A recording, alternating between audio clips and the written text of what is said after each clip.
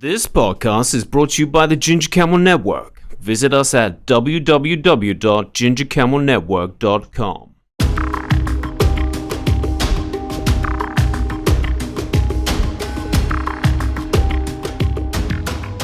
Good morning, good afternoon, good evening, whatever time you're watching, whatever time you're listening. Welcome to Your Onion Podcast Show. Today we have a very special guest. His name is Matt Kitson. Hello, Matt. Hey, hi. How are you? I'm very good. Good. Thank you for coming on the show. Finally. You're like a slippery eel. I am. But finally we got you. Good to be here. Yeah, thank you. So Matt, with all my guests, I like you to introduce yourself and let everyone know why you're here. What do you do here in Qatar? So so I run an engineering company here in Qatar. We've been here for it's in my 8th year now, which is kind of seems like 2, but I don't know where 8 years comes from. But 8 years, yeah. So we design all sorts of stuff from a small school to a pretty large buildings. We're lucky enough to be working on 2 fairly large football stadiums for the 2022 World Cup, which is very exciting. And I've been in the business for it's 20 years next year. So I'm a shareholder and a director of the business as well. So prior to this, I was doing the fly-in, fly-out to the Middle East. I helped start our Abu Dhabi office up nigh on 14 years ago. Wow. Let's go back. All right. Yeah. Now you're going back the other way. Yeah. Let's go back to your school days. Yeah, sure. What were what kind of inspired you to take this direction? Good question. So in my school days, I had 3 jobs. One was I was a carpenter. Really? There was. Time-served joiner, effectively. So I used to make furniture and tables and chairs. What? While you were at school? Well, just after school. Just after school? At school, I didn't know what I was going to do. So, okay. But why joining? Why carpentry? I was always good with my hands and practical. And was there anyone in the family that kind of inspired you to go that way? Not at all. No. Really? It was a very chance thing, and my father was on the golf course with this.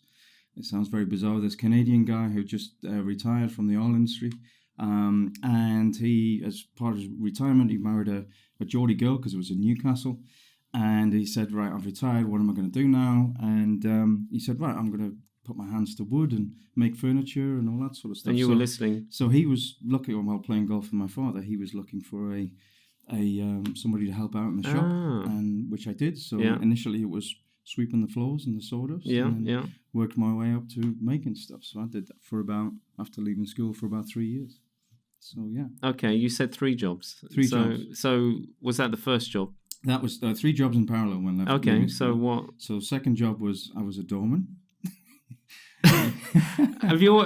Well, you've got a quite a big, not big, but I mean, like a rugby player kind of frame. So I know how to look after myself. So you were a doorman. And that came from to keep fit as well as doing the joinery job. I used to go to the gym, but it was a boxing club as well. So I used to go boxing. Oh. So I was speaking to a few guys and said, do you want to do a work in the pub? So I started pulling the paints as well at the weekends, and then I ended up being on the door. And what was that like? Because I have been to Newcastle maybe a couple of times, and it is an interesting city and it comes alive at night. So I would say 99% of the time it was just meeting people and having a damn good time. Oh, really? And everybody was extremely friendly. Of course, you get the odd lunatic, and generally at the end of the at the end of the evening. Yeah, and that was where I learned that actually sometimes to sort things out, you don't necessarily have to use force. You can talk to people and calm them down, but now and again I had to use a little bit of force. So, but not thankfully over those 3 years, not too many. So yeah. Wow. Okay. Yeah. And the third one? I used to deliver stuff, so I helped somebody with furniture delivery and all that sort of stuff. Okay. So that was a separate sort of side thing. So I was moving furniture from house to house. So that was for a year and a bit or so. Okay. So all right. So then the answer to your question, where did the inspiration come from? So I then realized that career-wise, maybe the furniture stuff might work, but the doorman type stuff, I can't do this for the rest of my life, right? And I was lucky enough to have a very inspirational uncle my uncle Bill. So he traveled the world. He was an engineer. He specialized in tunnel ventilation. Okay. And with that job, you do go around the world doing stuff. He also specialized in industrial ventilation of big power plants and stuff like that. So keeping all this stuff cool, right? Mm. So he came over he lived in Canada, worked originally in Africa. And then after that, the Turks and Caicos and all over the place, basically. So he came over to, he was obviously my mother's brother, and he came over to the UK, and him and my father and I went out, and he said, "Hey, what are you doing? What are you doing these days?" And so I explained to him. He's like, "Well, okay, wow, that's a bit different." And I said, "I've never asked you what is your job entail?" Yeah. So he told me about his job, and I thought, you know what, that sounds really, really cool. Especially there was two. His advice was, okay, if you're going to be an engineer, you'll never earn a lot of money, but every job is different.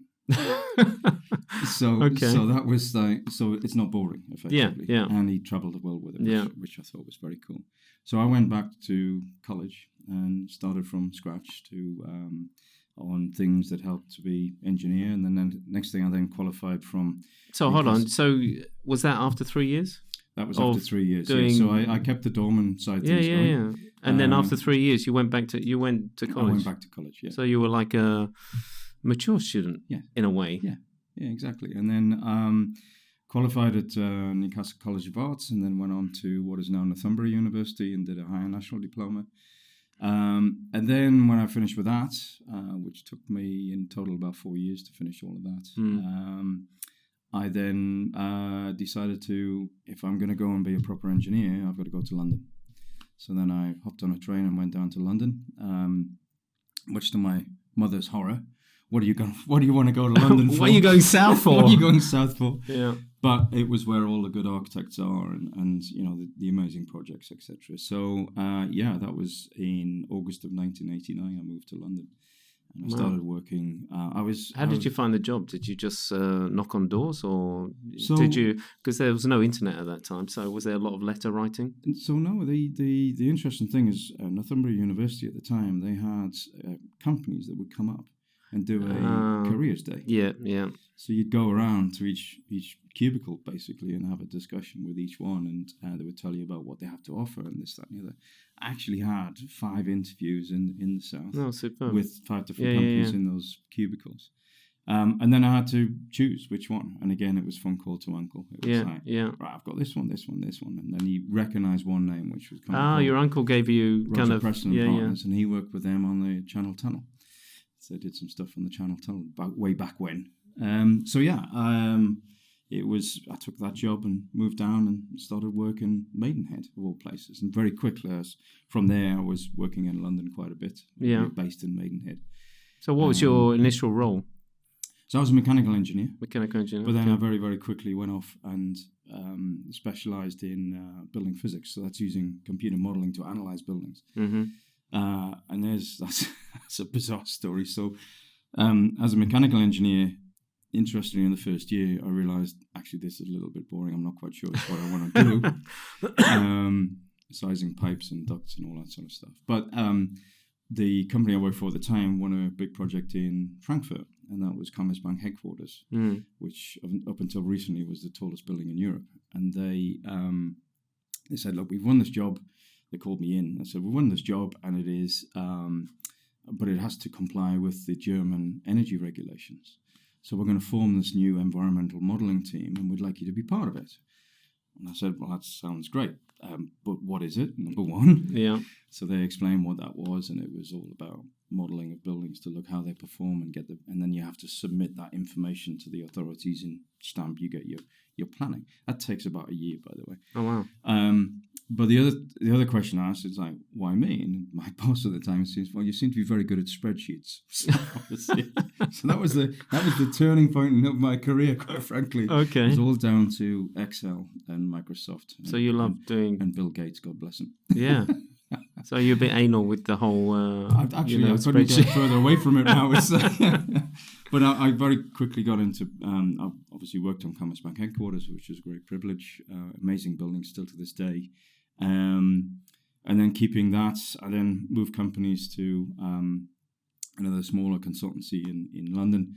They had just got the commission for, well, I did 2 jobs. One, I worked on the National Assembly for Wales, the design for that, which is still to this day an amazing, beautiful building. Some of the smaller projects, but then I got involved with, in the early days of the design right from the scratch, actually, of the Gherkin.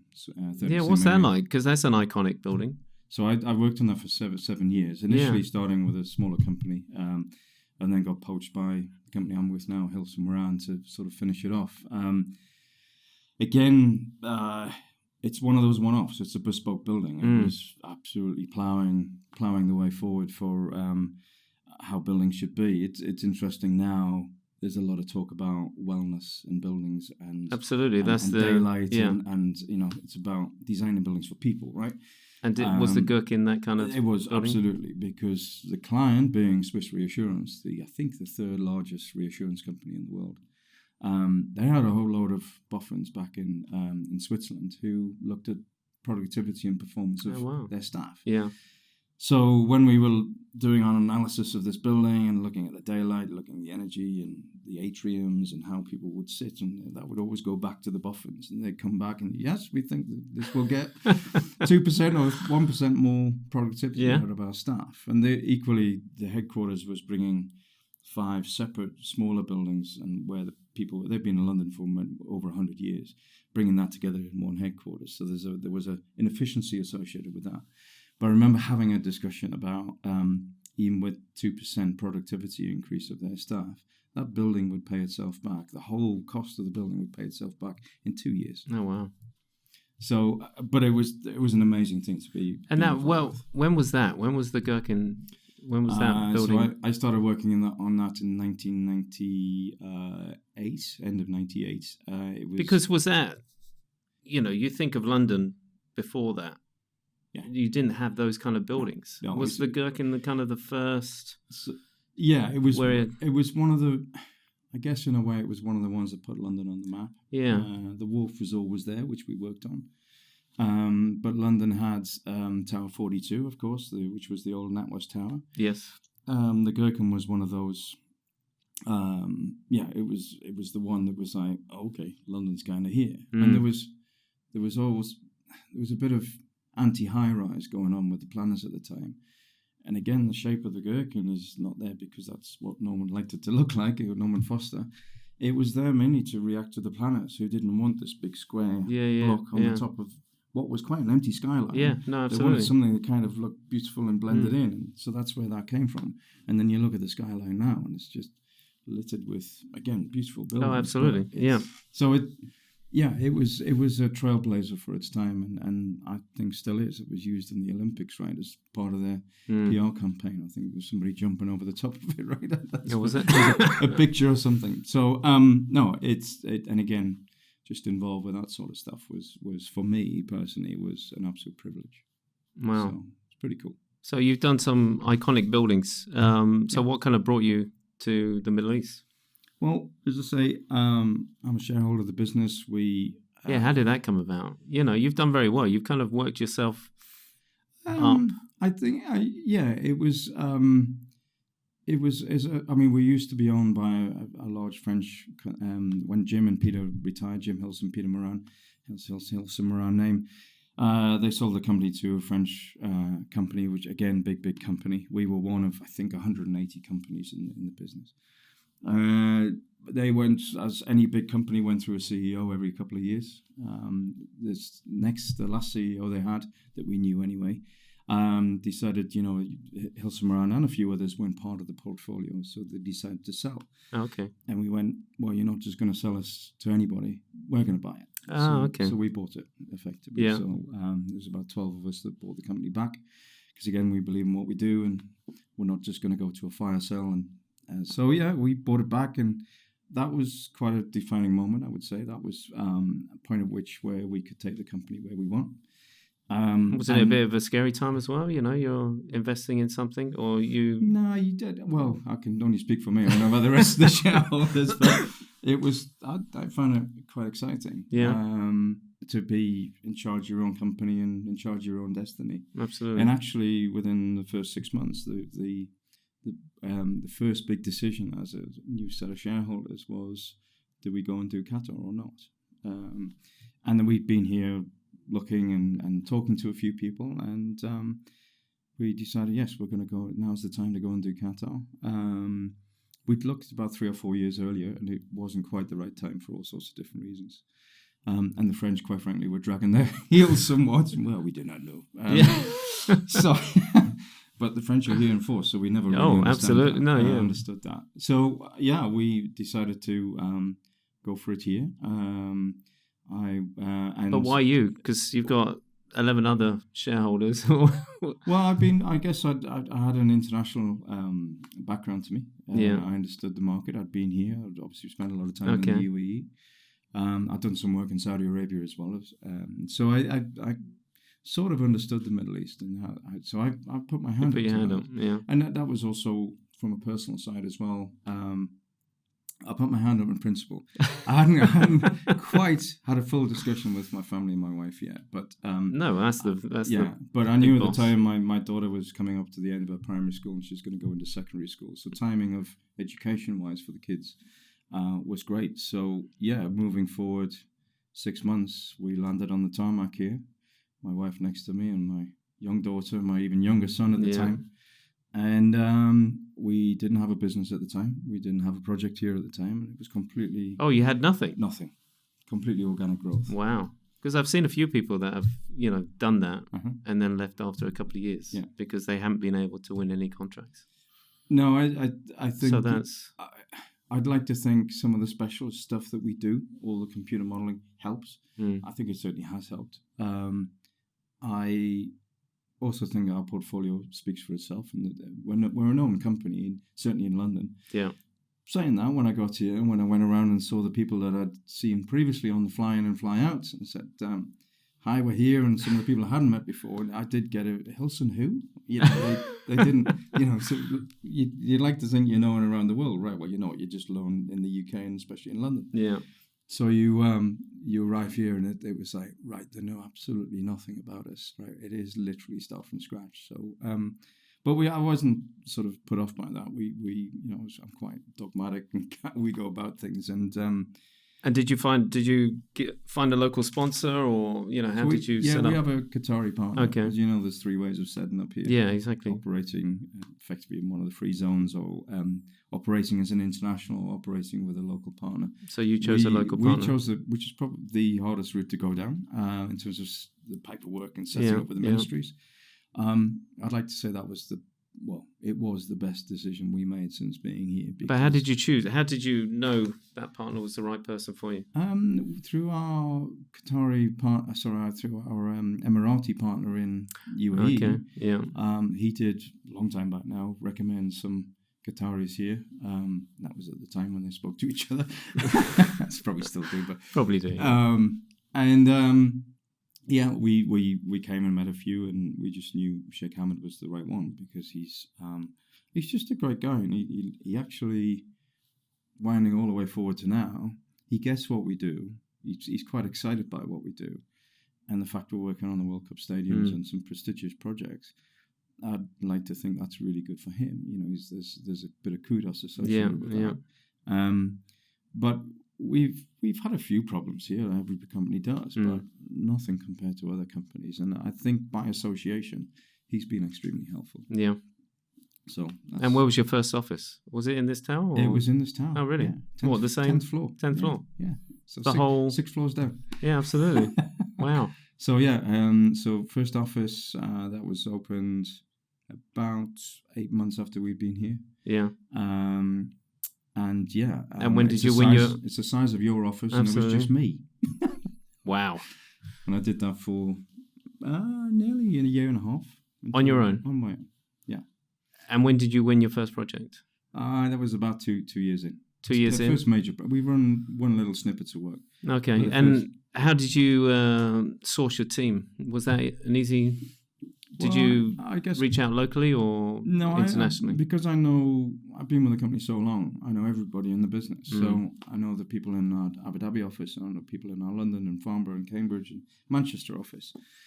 So when we won the first small pieces of work, there were certain specialist consultants that are associated with that. which I went to Manchester for or London, and they would write and do the work, and I would then locally deliver it. When we won our major piece of work, that was also delivered from outside. Okay. But I would use the initial conceptual stage time, maybe 3 or 4 months, to start to employ people. We moved some people from the UK to here as well. So it was partly employing the right people from outside and partly employing from within our business that know the way we design. But yeah, pure organic growth. Nice. And was there any pressure on you from your other shareholders? It's taking... I'd say half of them were xenophobics and didn't understand anything about international work and didn't want to understand, and quite like, walking with a dog at the weekend and all that sort of stuff. And that's fine, to be honest. I think everybody's different, right? Because that's what I've heard as well, is that, you have people that represent international companies here, and when they get like an opportunity to do a proposal or a tender, there's a bit of pushback from outside, because it's just like, hold on, we got work to do. Why are we? Yeah, I think, you can imagine the discussion, right? When our first major piece of work here was a football stadium, which was the refurbishment of Al Gharafa Sports Club, which was a refurbishment at the time when the World Cup was a summer World Cup. And that refurbishment was to take that sports club and turn it into a major training ground for the World Cup when it was going to be in the summer. So you can imagine the response from, we'd have to cool it and all that sort of stuff, and the response from some of my other shareholders of, you must be bonkers. what are we doing this for? We've never mind doing a sports design and making it cool when it's 50 degrees outside. Yeah. And of course, my response in my normal way, don't worry about it. It's just building physics. It's physics. It's okay. It'll be fine. Cold air sticks and hot air rises. So we did that. And then when we won our first major 2022 World Cup stadium, again, discussion with shareholders, like, how are we going to do that? And I think when you've been working in not just Middle East, when you've been an expat working in these types of areas, there is a can-do attitude. Don't worry, but we'll find a way. I really like that. And that's probably why I like the international work, because it's, you just find a way to do stuff. Yeah. I look at the metro system here, which we've been involved with a little bit. What they've done in 4 and a bit years, it's astonishing. Because there's a can-do attitude. Absolutely. I think they broke the record for tunnel boring machines, right? There's like 21 of them in the ground boring at the same time. Wow. So the scale of it and the speed at which it happens, I think it's terrific. You become a little bit more distant to your other shareholders in the UK. No, I bet. And it's but then you do one, you deliver it successfully. It's like, they kind of know what they're doing. That's okay now. So then we went on to our second one, our third one, and Al Thamama Stadium, Ras Abu Aboud Stadium, they've been major projects from them here. So is it a big learning curve for you guys as well when you pitch for these kind of stadiums? Because of the whole air conditioning, it hadn't been done really before, had it? No. So I think it's a learning curve not only for us, it's a learning curve for any consultant working on the World Cup. And I'd say it's a learning curve for the Supreme Committee as well and their representatives. Yeah. It's been learning on both sides because it hasn't been done before. And as a sort of environmental background and a bit of a scientist, I kind of, but it's not difficult. But you've still got to do it, right? Absolutely. You've still got to prove it. So I've loved the ride. It's been fantastic. And just that healthy dialogue with client and consultant, sometimes a little bit, are you sure this is going to work? And there's a few pointing fingers and all that, but that's kind of the Middle East way. But you learn as you go, but you learn every day in this job. But how do you do it? Do you do it in a computer system where you recreate? The whole. So you've got this. You've got your brain. Yeah. You've got your engineering judgment. You've got your I guess your experience from other projects that you can draw upon. But you've got, as an engineer now, you've got these amazing tools that can analyze stuff. Yeah. From aerodynamics to all sorts of stuff. So you use that and you use it to, right, what if we try this and what if we try that and what if we try this? and you learn from that as well, and you can bring that into the design. And fair to say, if we take Alpha Mama, we've probably done 30 different simulations on that with a different facade, with a different system, with different flow rates, with different supply temperatures, and lots of different scenarios of things. And it took to about that 30th time until we found an optimum design that's going to work in November when they're going to kick off. Yeah. It takes a long time, but that's the beauty of the modeling. You can do the what ifs. That's how it should be used. And is technology helping you guys? You've seen, you've been in an industry that, you're doing Excel spreadsheets, etc. But, now, is it making it easier to design and test? And yeah, yes, short answer. There's two sides to it. One is the physics side, which is it's like taking aerodynamic stuff on Formula One cars, putting some energy on it, and visualizing that. So that helps because it's very visual. It's lots of colors, and blue is cold and red is hot, and all that sort of stuff, and different colors in between. I'd say building information modeling. So we design in 3D now. So and that helps people visualize what we do, because sometimes you don't see the stuff above the ceiling, right? And all that sort of stuff. But when you say design 3D, do I have to wear goggles, or is it just a 3D schematic? Just 3D schematic. I mean, we have on each of the stadiums, we have a full 3D model that you can twist around on the screen. You can call up different layers, right? Show all the mechanical stuff, show all of the electrical stuff, show all of the systems just in that quadrant. Yeah. And you can switch things off and on in layers and quadrants and sectors. Oh, wow. Nice. And we coordinate through it, and we design with it as well. And has the company changed because of all this new technology, and you've had to take in, different people? I'm sure my age now. When I started in August of 1989, there were still people in that company using trace paper with rotoring pens, drawing things by hand. Yeah. So I have posterity on the 10th floor, the old drawing boards with the ruler that goes up and down and stuff like that. So we used to use those. So you've just got that just for I still use nostalgia. I still illustrate. Oh, you still use it? I Okay, still illustrate. right. I'm one of those rare sort of engineers that still draw and sketch. Yeah. But no, it's helped because actually, if you take a football stadium, it's a massively complex bit of kit.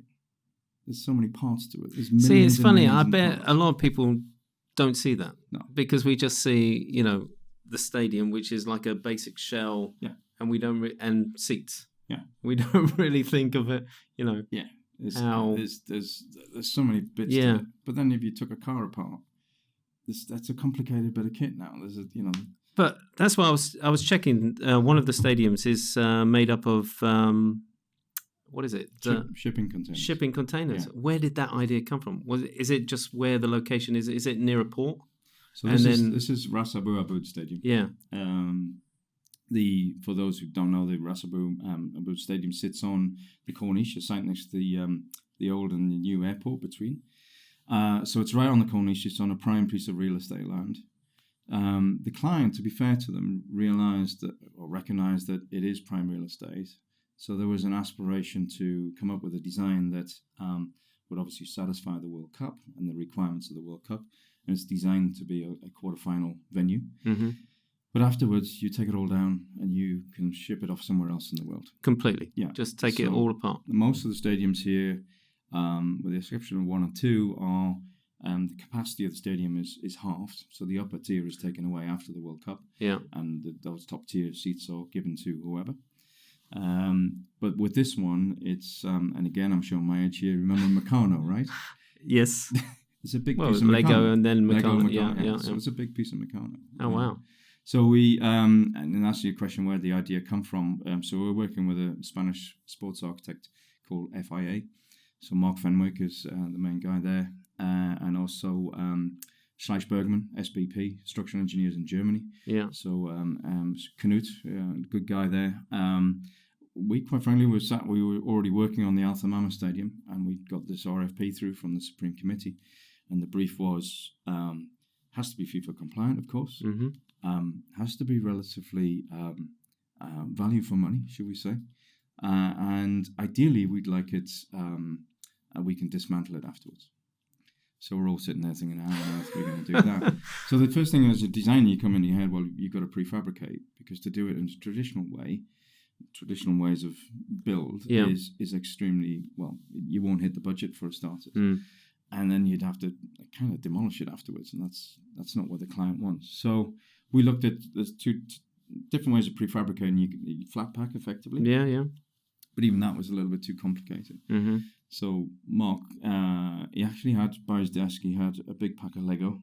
Really? But yeah. Okay. But so we started looking at that. But then he also we started thinking about, well, what about a shipping container? So no word of a lie, and Mark won't mind me saying this, we were looking on eBay in his office. How much is a second-hand shipping container? So we started looking at shipping containers. It's about $3,000, by the way, if you want to buy one. And then we just built it up from that. So it was a competition. So we submitted our conceptual design to the Supreme Committee. And actually, Mark got a phone call a couple of days later from a senior guy in the Supreme Committee saying, wow, you've won the competition. Wow. And that's where the concept came from. So it's being prefabricated right now in China. It is 1,374 40-foot shipping containers with a few... So are these new shipping containers? They are new. So some of the containers have toilet pods in them, or toilet rooms in them. Some of them are VIP rooms. Some are rooms that are just a single container in their own right. Some are, when it comes to a VIP room, that's 3 containers put together. Yeah. So when they're shipped, there's the side panels being taken out, and there's a temporary plate in, so you can still ship it. You still get your license to ship.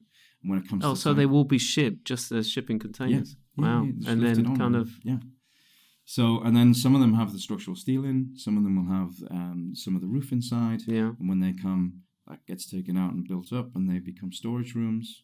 And then when it's finished, every container and every piece of steel and everything in the stadium has a reference number on it. Oh, I can believe it. Like a Meccano. So you literally put it up like a Meccano set. And what that allows is also you can take it down as well. Put the right stuff back in the right container. So how long is it predicted to build? They think about 10 months. Wow. Normally a stadium like that would take about 2 years. Yeah. To take it down, maybe a couple of months. I guess if you're demolishing a stadium, which is not very sustainable, you can demolish it in probably a month. Yeah, well. So yeah, I mean the whole site aspect of less construction noise, less construction vehicles, and all that. It's when you go to site now, the foundations are finished. Yeah. But the foundations had foundations about a meter and a half deep. That's it. Normally on a stadium, you have massive long piles that are going 30 meters down and big cranes to build it. Not for this. No. So wow, that'd be fascinating to see that go up. It's first of that scale by a long, long way. It's ever been done in the world before. So do you think that's going to be more the norm in the future? Yeah, we'd like to think so. Yeah. It's taking a great deal of interest, as you imagine, from FIFA, UEFA are looking at it as well. We, again, going back to our discussion in Mark's office in Madrid in Spain, we're a firm believer of we've got to stop building these white elephants. And actually, if you look at the history of the Olympics and the history of the World Cup, actually the post-event, the credentials of sustainability, should we say, it's not been great. No, I can imagine. So we're hoping that, or we certainly hope that this will be a successful concept. Yeah. It's a prototype, let's not forget. So it's never been done before. So I do sleep at night. But we're hoping it will change large events in the years to come, because you don't have to build permanent every time. No. You can go temporary. Yeah. So, and then, that's, I guess in some respects, the temporary aspect, it's been done before, the Melbourne Grand Prix, which they roll out every year. Okay. That's completely, everything's temporary. Yeah. And once that Formula 1 Grand Prix is finished, it gets all packed away and waits for the next year. Wow. So there's it's been done of a smaller scale before, so just never of this scale. Wow. I think until you walk into a 45,000-seater stadium, you don't actually realize how big it is. It is huge. No, yeah, I can imagine. So moving forward? moving forward. Yeah, what's in the pipeline for Hilson Moran? So we're still speaking to the Supreme Committee. Yeah. Let's see what happens with Qatar. I think it's fair to say it's a little quiet at the moment, certainly on the real estate side. Mm-hmm. And then moving forward with a few things. I'm not just involved with Qatar, I'm involved with international work as well. So spending a bit of time in the UK, spending a bit of time in Scandinavia as well. And, we're bidding stuff all over the Middle East at the moment. So we've got some bids in Saudi Arabia, we've got some bids in the UAE. So let's see where we end up. But you're going to base yourself still here and use this as a... Yeah. Still here, yeah. Well, it's quite handy. It's in the middle of the world, so... Exactly. Yeah. Exactly. So we got a call a month ago from a architectural practice in quite a famous one in Turkey, and they're doing potentially a stadium in Kosovo, in Pristina. Okay. So we might get involved with something like that. So and we can do that from here. Yeah. So we'll see. Great. We'll see. Well, thank you, Matt. We've run out of time. We have. Right? Yeah. Thanks for coming to the show. It's been fascinating. You're welcome. Yeah, thank you. Thank you, guys. Thank you for watching. Thank you for listening. And if you're watching, you'll be able to see all the social media handles pop up just before the end of the video. So click on the... No, you can't click on them, but just take note of those social handles. Catch up with you next week. Take care. Bye-bye.